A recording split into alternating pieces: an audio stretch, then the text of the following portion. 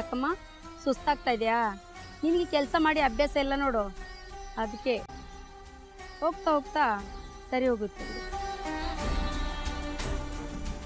ಯಾಕಮ್ಮ ಸುಮ್ಮನೆ ಕೂತ್ಕೊಂಡಿದ್ದಲ್ಲ? ಎಲ್ಲರೂ ಊಟ ಮಾಡ್ತಿದ್ದಾರೆ, ಊಟ ತಂದಿಲ್ವಾ? ಇಲ್ಲಮ್ಮ, ನಾನು ಊಟ ತಂದಿಲ್ಲ. ಸರಿ ಹೋಗು, ಹೋಟೆಲ್ ಎಲ್ಲಾದ್ರೂ ಹೋಗಿ ಊಟ ಮಾಡ್ಕೊಂಡು ಬಾ.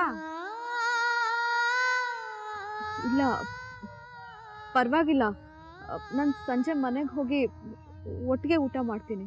ಏನಮ್ಮ ತಮಾಷೆ ಆಡ್ತಾ ಇದೀಯಾ? ಇಲ್ಲಿ ಹೊಟ್ಟೆ ತುಂಬ ಊಟ ಮಾಡಿದ್ರೆ ಮಾತ್ರ ಈ ಕೆಲಸ ಮಾಡಕ್ ಸಾಧ್ಯ, ಇಲ್ಲಾಂದ್ರೆ ಇಂಥ ಕೆಲಸ ಮಾಡಕ್ ಸಾಧ್ಯನೇ ಇಲ್ಲ.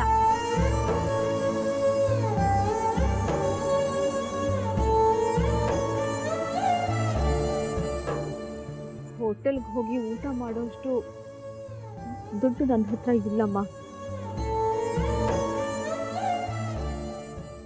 ಇವತ್ತು ಒಂದಿನ ತಾನೆ, ಹೇಗೂ ಸಂಜೆ ಮೇಸ್ತ್ರಿ ಕೂಲಿ ಕೊಡ್ತಾರಲ್ಲ, ಅಡ್ಜಸ್ಟ್ ಮಾಡ್ಕೋತೀರಿ.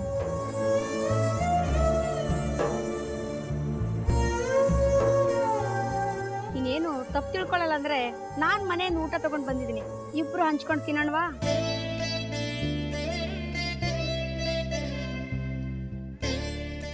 ಊಟ ನಿಮ್ಗೆ ಇಷ್ಟ ಆದ್ರೆ ತಿನ್ನಿ, ಇಲ್ಲಾಂದ್ರೆ ಪರವಾಗಿಲ್ಲ. ಅಯ್ಯಯ್ಯೋ ಹಾಗಲ್ಲಮ್ಮ, ನೀವು ನಿಮ್ಗಾಗೋಷ್ಟು ಮಾತ್ರ ತಂದಿರ್ತೀರಾ, ನಿಮ್ಗೆ ಸಾಕಾಗುತ್ತೋ ಇಲ್ವೋ? ಹಂಚ್ಕೊಂಡು ತಿನ್ನೋದ್ರಲ್ಲಿ ತಪ್ಪೇನಿಲ್ಲಮ್ಮ, ಬನ್ನಿ ಊಟ ಮಾಡೋಣ.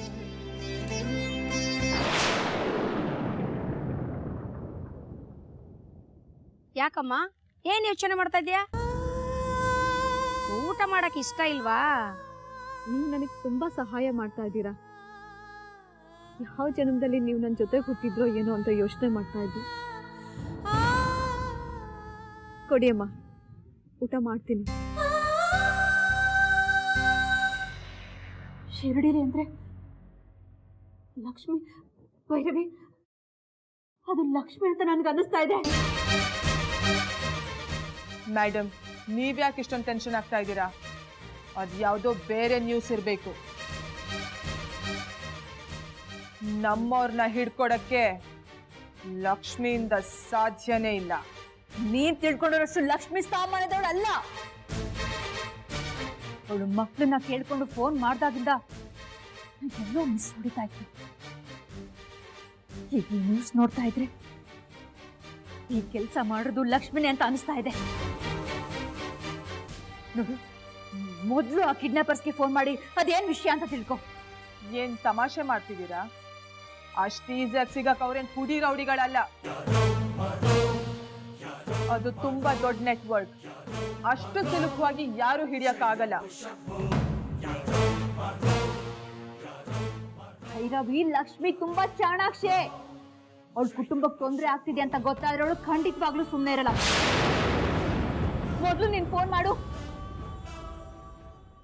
ಫೋನ್ ಮಾಡಿ ಡೌಟ್ ಕ್ಲಿಯರ್ ಮಾಡ್ಕೋ ಅಷ್ಟೇ. ನನಗಿದೇನೋ ರಾಂಗ್ ನ್ಯೂಸ್ ಅನಿಸ್ತಿದೆ, ಬಟ್ ನಿಮ್ ಡೌಟ್ ಕ್ಲಿಯರ್ ಮಾಡೋದಕ್ಕೋಸ್ಕರ ನಾನು ಕಾಲ್ ಮಾಡ್ತೀನಿ.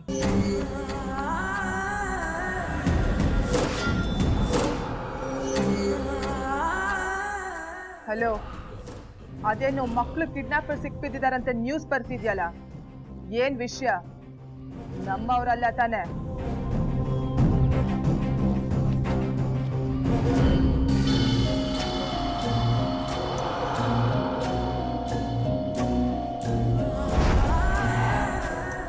ಇದೆ, ಆದ್ರೂ ಒಂದ್ಸತಿ ತಿಳ್ಕೊಳ್ಳೋಣ ಅಂತ ಫೋನ್ ಮಾಡಿದೆ.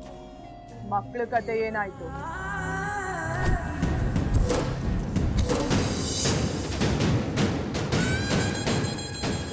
ಓಕೆ, ಕೆಲಸ ಮುಗಿದ್ಮೇಲೆ ಫೋನ್ ಮಾಡು.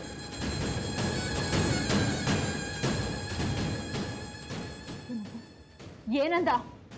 ನಾನ್ ಮೊದ್ಲೇ ಹೇಳಿದ್ನಲ್ಲ, ಅದವ್ರಲ್ಲ.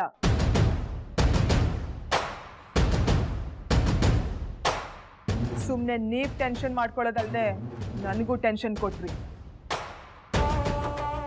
ಮಕ್ಕಳನ್ನ ಇವತ್ತೇ ಕಲ್ಕತ್ತಾಗ ಪಾರ್ಸೆಲ್ ಮಾಡ್ತಿದ್ದಾರೆ. ಇವಾಗ ನಿಮ್ಗೆ ಸಮಾಧಾನ ಆಯ್ತು? ಈ ಭೈರವಿ ಇರೋವರೆಗೂ ನೀವ್ ಯಾರಿಗೂ ಹೆದರೋ ಅವಶ್ಯಕತೆ ಇಲ್ಲ. ನೀನ್ ನನಗೆ ಸಿಕ್ಕಿದ್ದು ಒಂದು ಮದ ಗಜ ಸಿಕ್ಕದಷ್ಟು ಖುಷಿ ಆಯ್ತು. ಇನ್ಮೇಲೆ ನಾನು ಖುಷಿಯಾಗಿರ್ತೀನಿ. ನಾನು ಯಾವುದಕ್ಕೂ ಟೆನ್ಷನ್ ಮಾಡ್ಕೊಳ್ಳಲ್ಲ, ಖುಷಿಯಾಗಿರ್ತೀನಿ.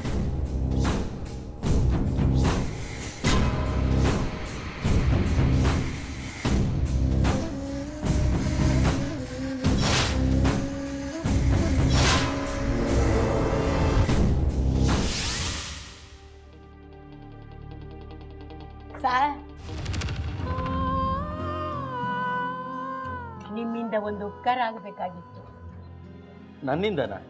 ಏನು ಅಂತ ಹೇಳಮ್ಮ.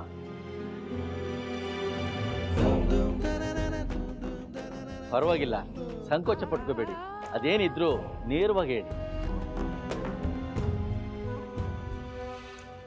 ಸರ್, ಇದೊಂದು ಮಾತನ್ನ ನೀವು ನಡೆಸ್ಕೊಟ್ರೆ ನಾವು ಬದುಕಿರೋವರೆಗೂ ನಿಮ್ಮನ್ನ ಮರೆಯಲ್ಲ ಸರ್. ಮೊದಲು ವಿಷಯ ಏನು ಅಂತ ಹೇಳಿಮ್ಮ.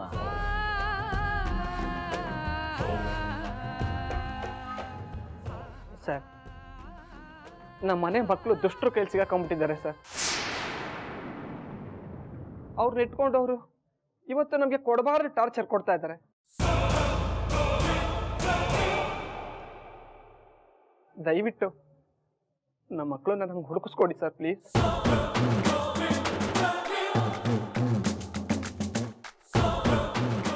ಅಮ್ಮ, ಯಾಕೆ ಕಳ್ತಿದ್ದೀರಾ? ಸುಮ್ಮನಿರಿ. ಅವ್ರು ಯಾರು ಏನು ಅಂತ ನಿಮಗೆ ಗೊತ್ತಿದೆ ಅಲ್ವಾ? ಸುಮ್ಮನೆ ಅವ್ರ ಮೇಲೆ ಒಂದು ಕಂಪ್ಲೇಂಟ್ ಕೊಟ್ಬಿಡಿ. ಅದು ಸಾಧ್ಯ ಇಲ್ಲ ಸರ್. ಹಾಗೇನಾದ್ರೂ ಮಾಡಿದ್ರೆ ನನ್ನ ಮೊಮ್ಮಕ್ಕಳನ್ನ ಕೊಲೆನೇ ಮಾಡಿಬಿಡ್ತೀನಿ ಅಂತ ನಮ್ಮನ್ನ ಹೆದರಿಸಿಟ್ಬಿಟ್ಟಿದ್ದಾರೆ ಸರ್.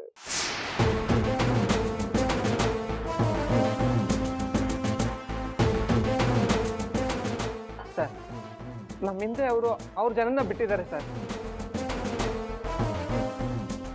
ನಮ್ಮ ಪ್ರತಿಯೊಂದು ಮೂಮೆಂಟ್ಸ್ ಅವ್ರಿಗೆ ಗೊತ್ತಾಗ್ತಾ ಇರುತ್ತೆ. ನಾನು ಇಂಡೈರೆಕ್ಟ್ ಆಗಿ ಆ ಪ್ರಯತ್ನನೂ ಮಾಡಿದೆ ಸರ್. ಆದರೆ ಅವ್ರಿಗೆ ಹೇಗೋ ಆ ವಿಷಯ ಗೊತ್ತಾಗೋಯ್ತು. ನಮ್ಮ ಮಕ್ಕಳು ಅವ್ರ ಕಪಿ ಮುಷ್ಟಿಲಿ ಇರೋವರೆಗೂ ಏನೂ ಮಾಡೋಕ್ಕಾಗಲ್ಲ ಸರ್. ನಿಮ್ಮ ಪ್ರಾಬ್ಲಮ್ ಏನು ಅಂತ ನನಗೆ ಈಗ ಅರ್ಥ ಆಗ್ತಿದೆ. ನನಗೆ ಕೆಲವು ಪೊಲೀಸ್ ಆಫೀಸರ್ಸ್ ಪರಿಚಯ ಇದ್ದಾರೆ. ಅವ್ರ ಮುಖಾಂತರ ನಿಮ್ಮ ಮೊಮ್ಮಕ್ಕಳನ್ನು ಉಳಿಸೋದಕ್ಕೆ ಟ್ರೈ ಮಾಡಿ. ಅಂದಹಾಗೆ ನಿಮ್ಮ ಮಕ್ಕಳದ್ದು ಯಾವುದಾದ್ರೂ ಫೋಟೋ ಗಿಟ್ ಏನಾದರೂ ಇದ್ದರೆ ಕೊಡ್ತೀರಾ? ಫೋಟೋ ಯಾವುದು ಇರಬಲ್ಲ ಸರ್. ಈಗ ಏನು ಮಾಡೋದು? ಅತ್ತೆಮ್ಮ, ಅದ್ರ ಬಗ್ಗೆ ನೀವು ಯೋಚನೆ ಮಾಡಬೇಡಿ. ಒಂದು ನಿಮಿಷ ಬಂದೆ ಇರಿ.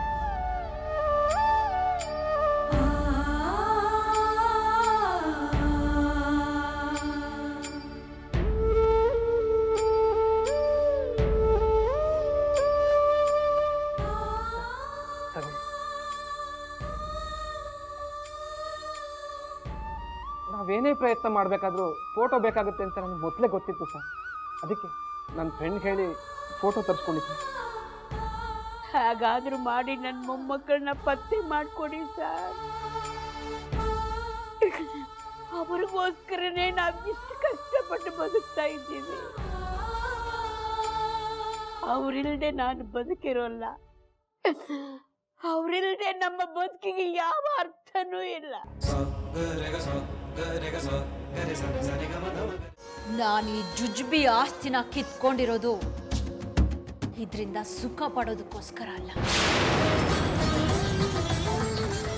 ಯಾವುದು ಇಲ್ಲದೆ ನೀವು ರೋಡಲ್ಲಿ ಭಿಕ್ಷೆ ಬೇಡಬೇಕು, ಅದನ್ನ ನೋಡ್ಬೇಕು.